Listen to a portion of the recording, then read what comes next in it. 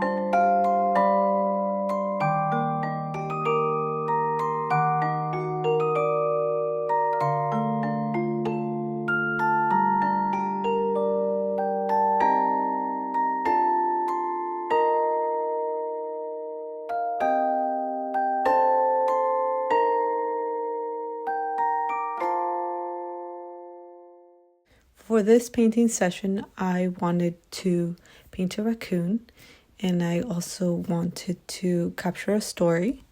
And the other part was just practicing a little bit more with gouache, so that's why I chose gouache as my medium for today, because I do want to practice using gouache more and mastering it, of course. I know that was one of my goals last year, and it's just still very much one of my goals this year. Sadly, I wasn't able to do much painting with gouache last year, but hopefully this year I do get to do that a lot. And another thing that I also really enjoy is painting things that I really love, which is little critters. I love drawing animals and making up stories with the characters that I create. So for this sketch, well, it's not a sketch, but it is a study. And it is a painting. It took me a long time. I think it took me like a whole day just to finish this painting. And that was mainly because I obviously don't know how to paint really well with gouache. I still haven't really understood all of its qualities and things like that. And I just need a bit more practice. But I'm going to try to paint more with gouache. Probably not so much making videos with me painting gouache, just because it is a little bit frustrating when I am recording myself and also trying to paint at the same time. Sometimes my phone gets in the way and I can't see what I'm painting. I have to look at my screen phone. And that's just one of the things. It's like, because the way that I paint is I am right-handed, but I like to tilt my head towards the left and sort of hunch over and paint, which is not very good for my posture, but that is just how I paint. I hunch over and I'm just like lean my head towards the left, and towards the left, that is where the camera is always just pointing at that direction, because I don't want my hands to get in the way of the camera. But that is basically. But yeah, you guys probably won't see me doing any gouache painting videos anytime soon. But once I get it down, once I feel comfortable enough where I can record and paint at the same time, then I will definitely create more videos with gouache. For now, I'm going to stick to my dry mediums and watercolor, because that is what it's probably the easiest for me to record as I am painting. There's a lot of times where it's like sometimes I have to stop recording because I just really get into the painting part of it, and I sort of just let the camera record for a long period of time, and that's not very entertaining sometimes when it comes to making YouTube videos. Usually people like seeing the different angles, and I know that's what I like to watch. I like watching like the camera movements and the whole editing part of like the videos, and just changing the angles, and then doing like close-ups. So there's a lot that goes behind not just me sketching, but also me thinking about how is this sketching session of me recording it going to end up looking like overall once it's done being edited.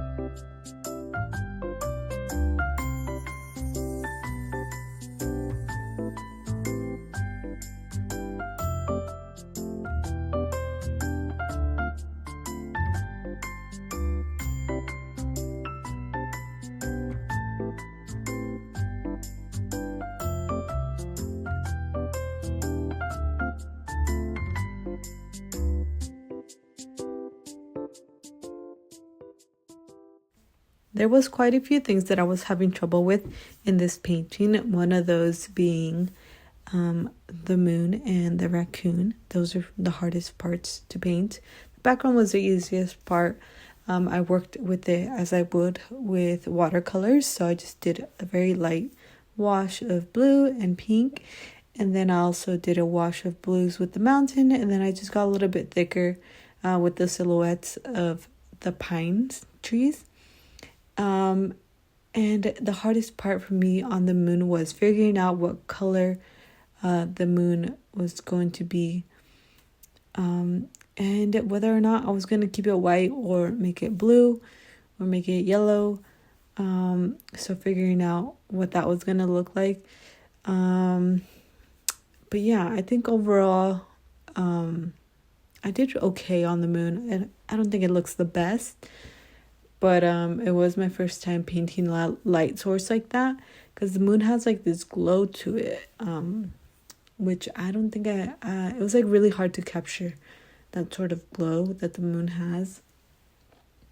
And even though I didn't want it to look realistic, I wanted to look more vibrant and more colorful than the moon would usually look like.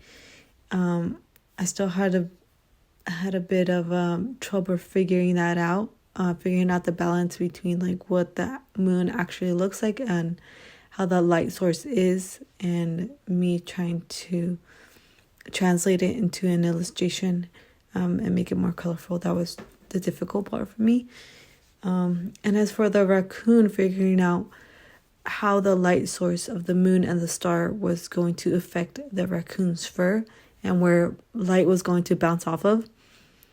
I've done a lot of studies where I've had one light source only one light source. I've done very few where I had two different light sources and two different light sources that was this radiant. And I didn't really know how to go about that. I looked at some references, but they were not very helpful. So hopefully when I get the chance and sometime when it's not as cold outside, I can actually do a little practice run, and I can do a sketch, get out my sketchbook, and just try to capture that. Try to capture two different light sources and the way that it's going to reflect off an object. I think that would be really great and would be super helpful. Another part that I struggled with is that you can't really do a wash over your painting. That was one of the things that I did a lot with watercolor, is where I would always do either a blue or a yellow wash, depending on what my light source was reflecting. And sometimes it wasn't even a light source. Sometimes I would just do a wash of just a certain color over a certain area of like my illustration or my painting or my sketch. But yeah, when I did that yellow wash over the raccoon, the paint just smeared into different areas of the raccoon. Then I had to go back in and redo those details again. So that was another tricky thing, and figuring out that I can't do that with gouache. I mean, I kind of can, but I kind of have to be careful with it. So in areas like the mountain, that's where the paint didn't spread as much, just because it wasn't as thick there.